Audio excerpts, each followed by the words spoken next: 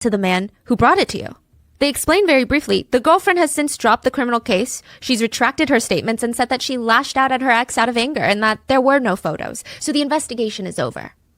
Wait, so did the police look at the text messages? No, they didn't look at anything. They're like, just turn it in. We don't even want to look at it. We don't even want to bother ourselves with this. But for the tech employee, Park, it felt like the investigation was just getting started. While he had been retrieving all the lost data from the man's phone, he couldn't help but peek. Could you really call it peeking? He has to verify that the data is being recovered, and how can you do that without even glancing at said data? And what he saw were images of women unconscious, naked, videos of unconscious women being essayed, women being drugged and abused. In group chats, there were prices under these women, the cost of how much it would be to essay them yourself.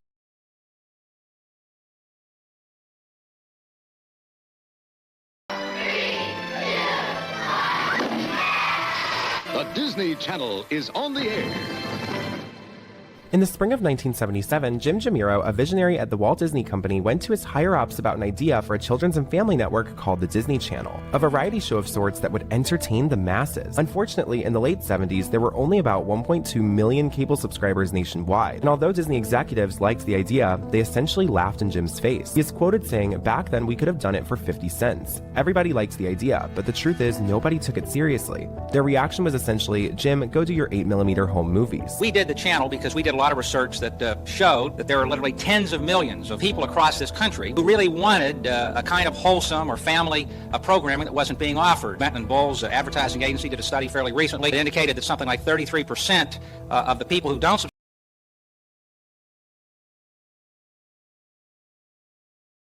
to the man who brought it to you.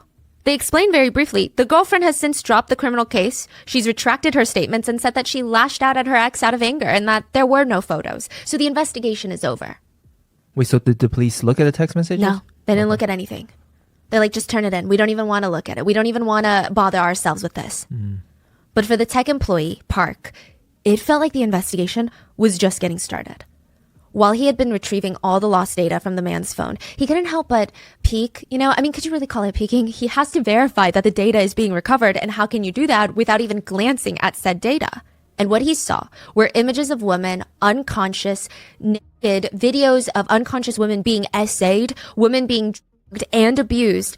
In group chats, there were prices under these women, the cost of how much it would be to essay them yourself.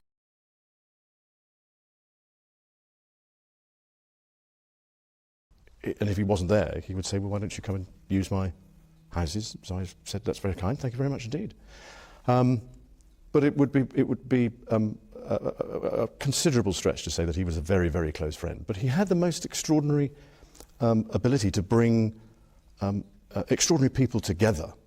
And that's the bit that I remember, is going to the dinner parties where you would meet academics, politicians, people from the United Nations. I mean, it was a cosmopolitan group of what I would describe as US eminence. Was that his appeal then? Was that what you... Because you were perceived by the public as being the party prince. Was that something you shared? I think that's also a bit of a stretch. I don't know why I've collected that title, because I never have really partied.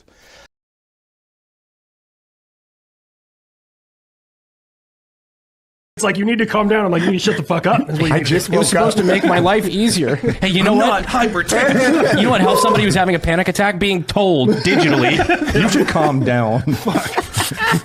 I cannot count the number of meetings I've been in just sitting there listening to someone say something stupid. It's like, you need to calm down. I'm like, no shit. They need to shut up. No, what you need to do is just set like a sort of a ringer alarm for it, where it's super loud. Anytime somebody says something dumb as shit, ring, like, super loud. Sorry, I'm stressed.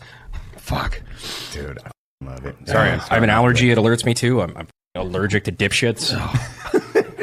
Maybe that'll get me fired quicker. Like, I told my last class of students, they're just like, oh, we can go say this and this. I was like, I don't care. Fire me. I don't give a shit anymore. And like, it's funny because the place that I work at, the academy, they straight up told us, they're like, look, no one's coming to replace you. You have to find your own replacement. It's like, so you could have just told me I can do whatever the fuck I want from the get-go. Because that's how I received it. It's like,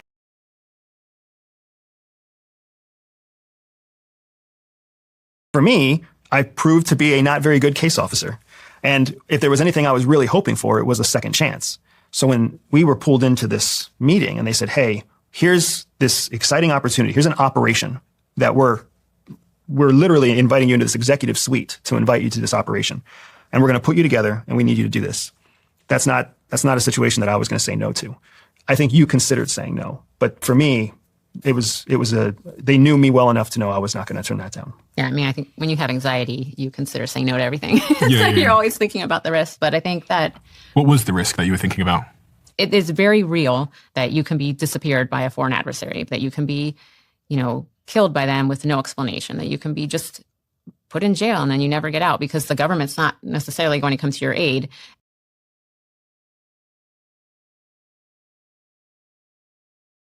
Is there something wrong? I can't be the first one to make you feel weird about it. No, I guess not. Wearing sunglasses and a big bushy beard, Phoenix mumbled awkwardly through the discussion, causing the host to take verbal shots at him. What can you tell us about your days with the Unabomber? While this turned out to be a spoof for his mockumentary, I'm Still Here, the media genuinely believed Phoenix was having a breakdown, and producers stayed away from him. But you're not going to act anymore? No. Huh. Why is that? I don't know. The actor admitted in a later interview that the quality of scripts sent to entice him had vastly dropped after the stunt. It took several critically acclaimed projects to put Phoenix's career back on track. Thank you for letting me come on the show. Yes, well, we've been dying to have you back a year and a half. Number 19, Belle Gibson. Are you prepared?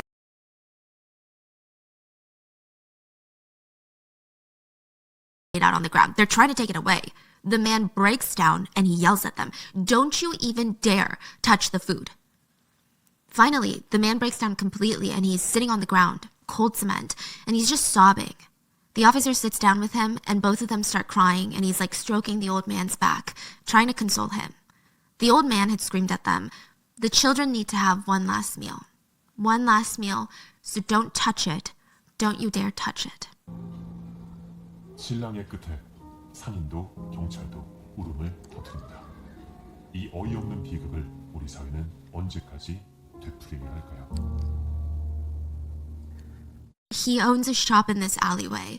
He's a business owner, and he said that he tried his best to save as many people as he could, but so many more people died literally right in front of his eyes.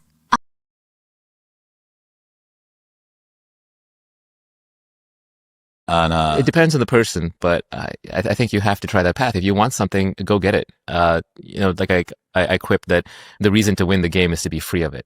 So you play the games, you win the games, and then hopefully you get bored of the games. You don't want to just keep looping on the same game over and over, although a lot of these games are very enticing and have many levels and are relatively open-ended. And then you become free of the game in a sense that you're no longer trying to win it. You know you can win it. And either you move to a different game or you play the game for the sheer joy of it. Yeah, another one of yours. Most of the gains in life come from suffering in the short term, so you can get paid in the long term. I think that's classic.